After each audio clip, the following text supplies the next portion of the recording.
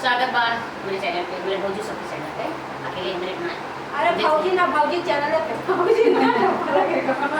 भाई ये भौजी बहुत कमजोर है, ज्यादा ठंडा में ठंडा भौजी मतलब है सुमन ऑफिशियल, और मेरे चैनल का नाम है।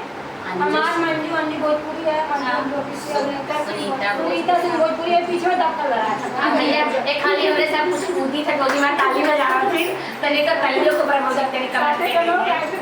तो कमेंट करके बोलो मैं ये आप लोग कैसा ताली इनका लागत है। हां दीदी कैसी लगती है? पियरी पे रेन भैया बहुत नहीं लगा नहीं मां को दुलाई नहीं का लागे।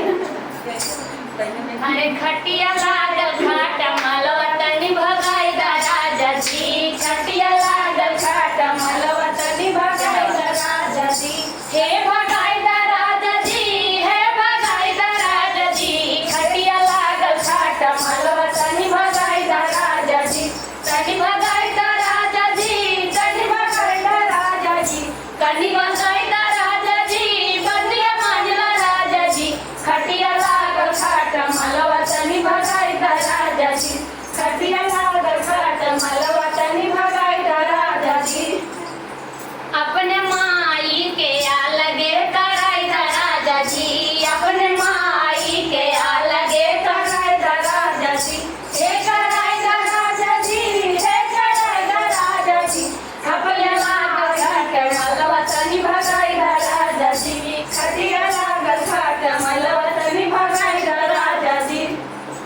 तनी भगाई दा राजा जी, बंदिया मानिला राजा जी, तनी भगाई दा राजा जी, बंदिया मानिला राजा जी, अपने भाऊजी के घर से हटाई दा राजा जी, अपने भाऊजी के घर से हटाई दा राजा जी, हे हटाई दा राजा जी, हे हटाई दा राजा जी, खटिया लागल घाट मालवा तनी भगाई दा राजा जी, खटिया लागल घाट मालवा तनी भगाई दा भैया तनी दवाई बता दे चाया